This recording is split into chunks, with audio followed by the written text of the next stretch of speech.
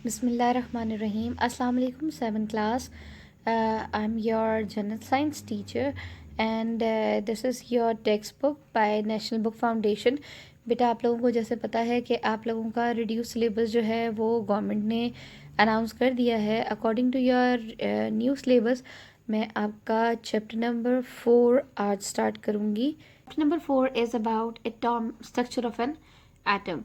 ठीक है, structure of an atom के बारे में यहाँ पर उन्होंने जैसे बताया है what is matter made up of, और यहाँ पर जो है बताया कि matter is made up of time atoms the way just a wall is made up of BRICS. इसका मतलब है कि हर एक चीज़, हर एक मैटर जो है वो बेसिकली जो है छोटे छोटे ज़रात से, थोड़े थोड़े पॉइंट से मिलकर बनता है, जो कि हमें एटम्स कहलाते हैं. ठीक है, जैसे एक दीवार को, यहाँ जो इन्होंने एग्जांपल दिया इसका मतलब ये है कि एक दीवार को बनाने के लिए हम जैसे छोटी छोटी ईंटें इस्तेमाल करते हैं तो हमारे लिए एक दीवार बनती है ना. तो सेम एज कोई भी एटम या कोई भी मैटर बनाने के लिए जो उसके स्मॉल पार्टिकल्स होंगे, दीज आर कॉल्ड एटम. ठीक है, it's your atomic structure on the next page. ठीक है बेटा, आपको उसको रीड जो है थॉरली खुद करना है. एटम का स्ट्रक्चर जो है वो मैं भी आपसे डिस्कस करती हूँ. Now I am going to start about the structure of an atom. Structure of an atom का क्या मतलब है कि एक एटम जो है वो कितनी चीज़ों से मिलकर बनता है. ठीक है, यहाँ मैं आपके सामने एटम बनाऊंगी जो कि है एक दरमियान का सर्कल जिसको हम कहते हैं न्यूक्लियस. ठीक है, दैट इज कॉल्ड न्यूक्लियस. ठीक है, इस न्यूक्लियस में मौजूद होता है प्रोटॉन एंड न्यूट्रॉन. ठीक है, अभी जो मैं लाइन ड्रॉ कर रही हूँ दैट इज कॉल्ड ऑर्बिट और शेल. शेल में ये बेसिकली एटम में ये बहुत इंपॉर्टेंट रोल जो है वो प्ले करता है, क्योंकि इसके अंदर मौजूद होते हैं इस तरह से, दीज आर कॉल्ड इलेक्ट्रॉन्स. ठीक है, ये P डिनोट हो रहा है प्रोटॉन के लिए और ये N जो है वो है न्यूट्रॉन के लिए. Is that clear? ठीक है, these are the particles of an atom. Neutron, proton and electron, these are called the particles of an atom. Basically ये हमारा पूरा एटम जो है स्ट्रक्चर इसके ऊपर बेस हो रहा होता है. प्रोटॉन, जो इम्पोर्टेंट चीज़ याद रखने के लिए वो ये है कि proton starts from P, so it is positively charge. ठीक है, positively charge. Electron that revolves around the nucleus of the circle.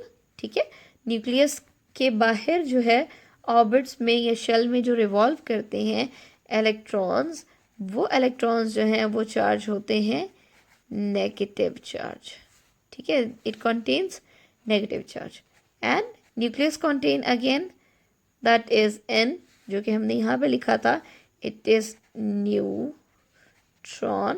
Neutron having no charge. इसको हम जो लैंग्वेज है साइंस की, इसको कहते हैं हम neutral. Neutral means no charge. Is that clear? इन पार्टिकल्स में ये सारे पार्टिकल्स जो है वो basically number of proton, number of electron and number of neutron, most probably all of them having the same number. कि अगर प्रोटॉन 5 है तो न्यूट्रॉन भी 5 होंगे और इलेक्ट्रॉन्स भी जो हैं वो 5 होंगे. समझ आ रही है? ठीक है, तो इसके होने की वजह से, क्योंकि प्रोटॉन पॉजिटिव चार्ज है और इलेक्ट्रॉन जो है नेगेटिव चार्ज है. अगर हम प्रोटॉन की बात करें, it contains +5 particles and electron contains -5 particles जो कि बाहर रिवॉल्व करें. तो it's mean they will cancel the effect of each other. दोनों एक दूसरे के इफेक्ट को कैंसिल करेंगे. तो एक एटम के ऊपर, atom by default contains no charge. और अगेन मैं आपको क्या बताया अभी मैंने, नो चार्ज का मतलब कि ये न्यूट्रल है बाय डिफॉल्ट. ठीक है, बाद में जाकर हम इसको देखेंगे कि कभी ये पॉजिटिव चार्ज हो जाता है और कभी नेगेटिव चार्ज होता है. तो वो वैलेंसीज हैं वो क्यों कहलाती हैं, ये भी हम इसी चैप्टर में देखेंगे। समझ आया?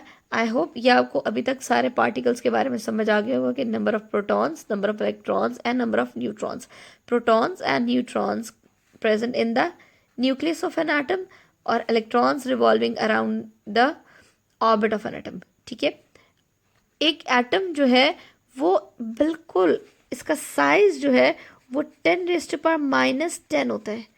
ठीक है, इसका मतलब है कोई भी एक नॉर्मल चीज़ जिसको हम नेकेड आई से देख सकते हैं, ये डॉट आप देख सकते हैं, ठीक है, नेकेड आई से देख सकते हैं, ये इस डॉट से 10 टाइम्स छोटा होगा। एक एटम 10 टाइम्स इस डॉट से छोटा होगा जिसको हम नेकेड आई से देख सकते हैं। समझ आई? So you can say it is 10⁻⁻10 times smaller than the human hair. Hair से इसको कंसिडर किया गया है कि ये ह्यूमन हेयर से जो है, आपने बाल देखे है ना, 10 टाइम्स जो है वो छोटा होगा। समझ आ गई? ठीक, आपकी बुक में ये पॉइंट दिया गया है कि number of neutrons, number of electrons are equals to the number of proton. ठीक है, so it is the neutral atom. आपको रीजन अभी बताइए। ठीक है, since the proton, electron, neutron contains the atom, therefore these are called subatomic particles. इसलिए हम इसको सब एटॉमिक पार्टिकल्स कहते हैं एक एटम के। Is that clear? बेटा ये डू यू नो की स्टडी बहुत इंपॉर्टेंट है आपके लिए कि ये कॉक्स क्या है। ये एक अलग क्वेश्चन बन सकता है, what is meant by cox. ठीक है, that is a question also. तो आपने इसको बहुत अच्छे तरीके से समझना है। कॉक्स हैं क्या, कि जो सब एटॉमिक पार्टिकल्स हैं न्यूक्लियस में न्यूट्रॉन और प्रोटॉन मौजूद हैं, अभी हमने पढ़ा।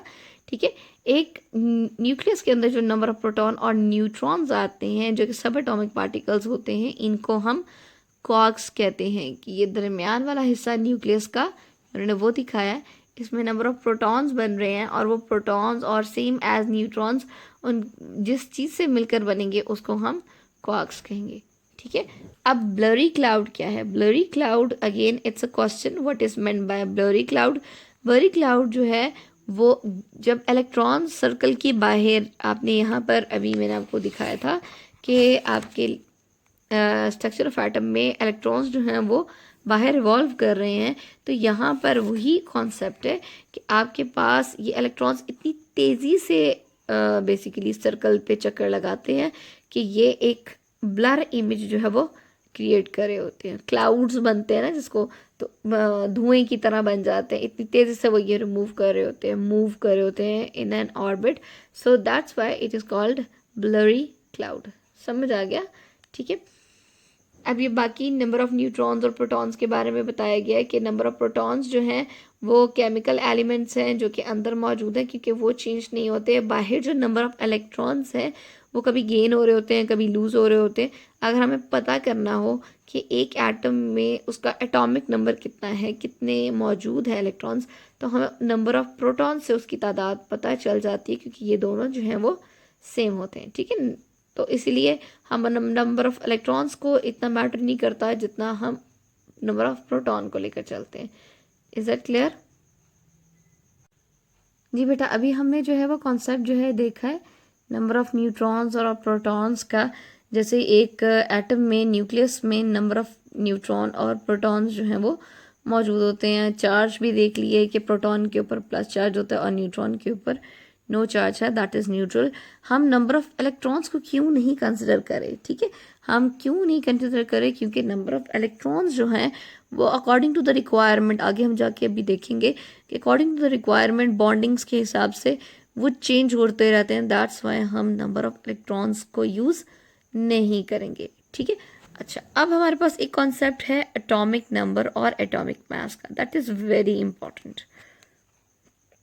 एटॉमिक नंबर क्या है? एटॉमिक नंबर से मुराद ये कि आपके न्यूक्लियस में, ये जो अभी आपने देखा है न्यूक्लियस, उस न्यूक्लियस में जो नंबर ऑफ प्रोटॉन्स हैं, जस्ट नंबर ऑफ प्रोटॉन्स, तो क्या होगा कि आपके पास atomic number is equals to number of proton. ठीक है, और जो आपके पास मास नंबर है, ठीक है, mass number, that is sum of number of proton plus number of electron, neutron. Mass number is equals to number of proton and number of neutron. Is that clear? ठीक है, sorry for that, ये थोड़ा गंदा लिखा गया। तो आपके लिए बेसिकली कॉन्सेप्ट ये है। अब याद कैसे रखना है, क्योंकि बहुत सारे स्टूडेंट्स क्वेश्चन करते हैं मैडम हमें याद नहीं रहता। याद रखने के लिए ज़रूरी है मैथ्स को याद रखना। मैथ्स का मतलब होता है किसी भी चीज़ का वज़न। जैसे बुक है ना, एक लाइक साइंस की बुक है, उसका मैथ्स है, that having a mass. Mass का मतलब क्या है, वज़न, वेट रखती है। तो that's why it is something about mass, weight है। तो उसी तरह न्यूक्लियस में नंबर ऑफ प्रोटॉन है और नंबर ऑफ न्यूट्रॉन, दोनों जो चीज़ें मौजूद हैं बहुत ज़रूरी है। दैट्स वाई इन दोनों का नंबर ऑफ न्यूट्रॉन और नंबर ऑफ प्रोटॉन का सम जो है वो क्या कहलाएगा, मैस नंबर। पूरा वजन कहलाएगा ना, कि न्यूक्लियस का वेट कितना है, इससे इसका वेट जो है वो पता चल जाएगा। ठीक है, तो एटॉमिक नंबर ऑब्वियसली इसके ऑपोजिट है कि नंबर ऑफ इलेक्ट्रॉन के साथ बेसिकली डील करना होता है, पता करना होता है कि इसमें कितने इलेक्ट्रॉन्स हैं। तो उसके लिए इम्पॉर्टेंट है कि आपको नंबर ऑफ प्रोटॉन पता हो। ठीक है, तो नंबर ऑफ प्रोटॉन पता होंगे तो उस वो इक्वल होता है एटॉमिक नंबर। आपने यहाँ पर एक चीज़ नोट की होगी कि आपका ये जो नंबर ऑफ प्रोटॉन है, ये नंबर ऑफ प्रोटॉन और न्यूट्रॉन है, that is only deal with nucleus. तो इसलिए मैंने सिर्फ यहाँ न्यूक्लियस ड्रॉ किया कि एक न्यूक्लियस में से ही एटॉमिक नंबर भी निकलेगा और एक न्यूक्लियस से ही मास नंबर निकलेगा। याद रहेगा अब आपको, ये कॉन्सेप्ट बहुत इम्पॉर्टेंट है। अच्छा, अब एक और पॉइंट कि आपके पास जो एटॉमिक नंबर है वो डिनोट होता है Z से। ठीक है, और जो मास नंबर इसको हम डिनोट करते हैं A से। ठीक है, याद रहेगा, मास नंबर और एटॉमिक नंबर, ये स्टार्ट है, उसका वेट बताना है पकड़ के, तो आपके पास A होगा और ये इसका एटॉमिक नंबर ऑपोजिट कहलाएगा। ठीक है, बुक, अगर हम अपनी बुक पे पेज नंबर 54 पे देखेंगे तो यहाँ पर जिन्होंने नंबर ऑफ न्यूट्रॉन, प्रोटॉन और इलेक्ट्रॉन्स जो हैं वो डिस्कवर किए हैं, वो यहाँ पर आपको मिल रहे हैं। कि इलेक्ट्रॉन जो है J.J. थॉमसन ने डिस्कवर किया था, प्रोटॉन जो है वो ईस्टर्न रदरफोर्ड ने किया था, और न्यूट्रॉन जो है वो जेम्स चैडविक ने किया था। और बेटा ये आपका एटॉमिक नंबर है, आप इसको थॉरली रीड आउट करेंगे तो आपको समझ आ जाएगा कि एटॉमिक नंबर Z से डिनोट करते हैं और that deals with number of protons. ठीक है, और ये मास नंबर है जो कि लिखा जाता है A से, और इसमें बहुत इंपॉर्टेंट है कि नंबर ऑफ न्यूट्रॉन भी आ रहा है और नंबर ऑफ प्रोटॉन्स भी आ रहा है। इनका सम यहाँ पर नीचे फॉर्मूला दिया हुआ है, समझ आ गई। ठीक है, कोई क्वेश्चन हो तो आप मुझसे पूछ सकते हैं। Thank you.